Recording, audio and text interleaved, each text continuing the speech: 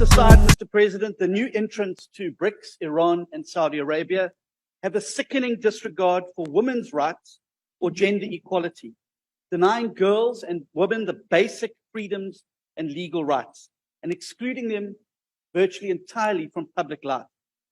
By aligning South Africa with the so-called members of your club, you're standing with autocrats and dictators while sacrificing the principles enshrined in our own constitution. Let's be clear, this is not about human rights or what BRICS can do for South Africa. This is about what BRICS, and specifically Russia, can do for the ANC. It's the same reason you attended Emmerson Mnangagwa's inauguration. Thank you. You're done now. You've raised your question. Honorable President, I'm sorry before I allow you to speak.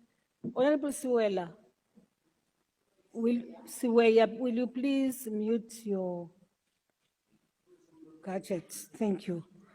The Honorable the President, ungayiphenduli le Zimbabwe.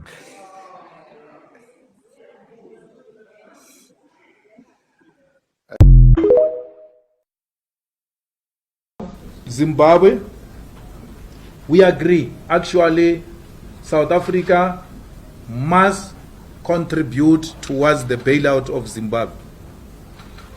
Anyone who refuses that is dumb. Yeah.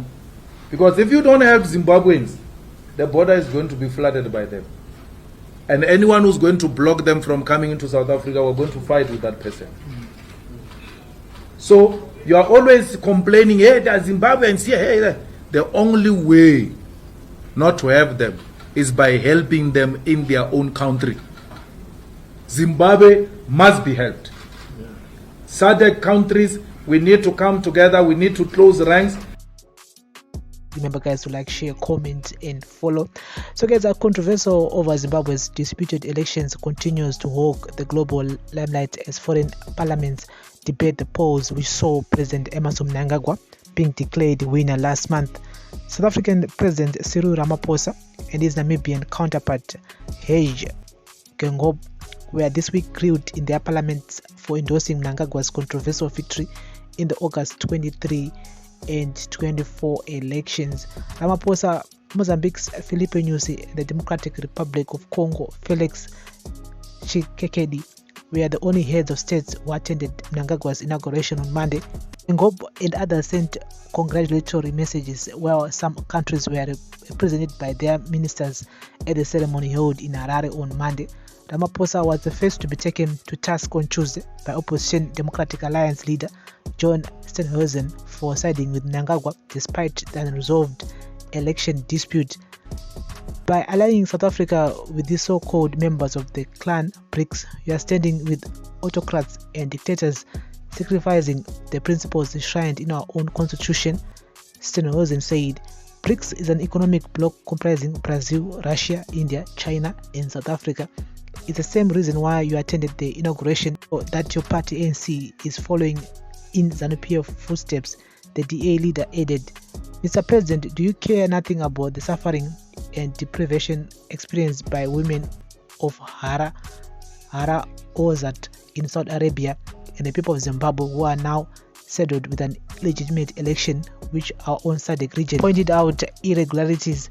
Election observer missions, including the one from the Southern African Development Community, SADC, flagged the polls as not credible. The opposition citizens Coalition for Change CCC is demanding fresh polls supervised by SADC and the African Union AU, but ZANU-PF has ignored the CCC demands. Ramaphosa, however, said there was nothing wrong with him attending Mnangagwa's inauguration. We are friends with all countries in the world. We are enemies of none.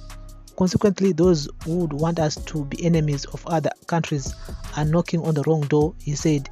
We impact our values to others, and if you care, you can travel with us around the world and interact with the people we meet. Geingob was next in the line of fire yesterday after a Namibian member of parliament, Limelight Kachumune, of the Popular Democratic Movement, said elections in Zimbabwe have over the years been tainted by claims of irregularities, voter suppression, and lack of transparency. The elections held on August 23 and 24 were no different. This congratulatory message by Geingob is inconsistent with Namibia's long-standing commitment to democratic principles and human rights both regionally and internationally. Zimbabwe also dominated debate in the United Kingdom, where some lawmakers said Harare should not be admitted to the Commonwealth because of the disputed elections. Lord Jonathan Oates said the elections were not free and fair, with the UK government be rather less equivocal and make absolutely clear that they do not regard these elections as free and fair and that the government of Zimbabwe have no legitimacy.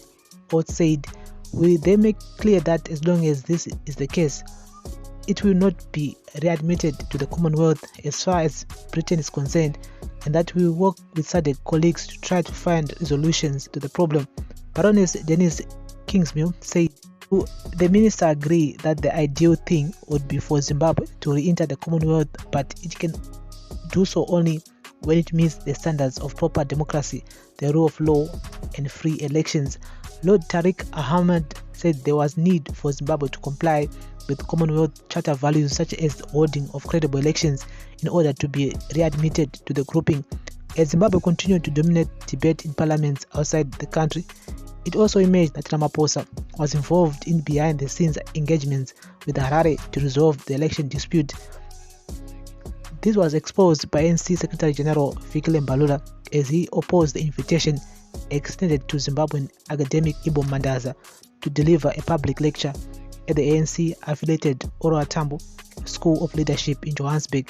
At the moment, the leadership of the ANC is engaged in a number of delicate engagements regarding the situation in Zimbabwe.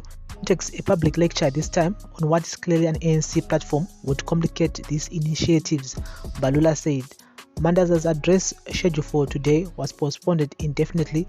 Mbalula has quoted the eye of the CCC for siding with ZANU-PF. Yesterday, CCC spokesperson promised Mkwanazi had no kind words for him. Mbalula's conduct is in violation of the values and principles of democracy, Pan-Africanism and Ubuntu. Mkwanazi said, we still believe that South Africa must play a key role in resolving the Zimbabwean stalemate, and Mbalula's conduct undermines this narrative. So guys, that's the latest here and Zimbabwean elections. I mean, for real, it seems like all the work that the government have been doing for the last 3 years, 4 years to rejoin the Commonwealth has been flushed down the toilet. Yes, it seems like you have to start from scratch. You have to start from zero again. It seems like it's gonna take a lot of work for us to be readmitted in the Commonwealth because of the elections akaitika masonda apfurayo, and munozona sei ngatitaure in the comment section. This is weekly news roundup on Prince Mnangagwa TV. Bless up.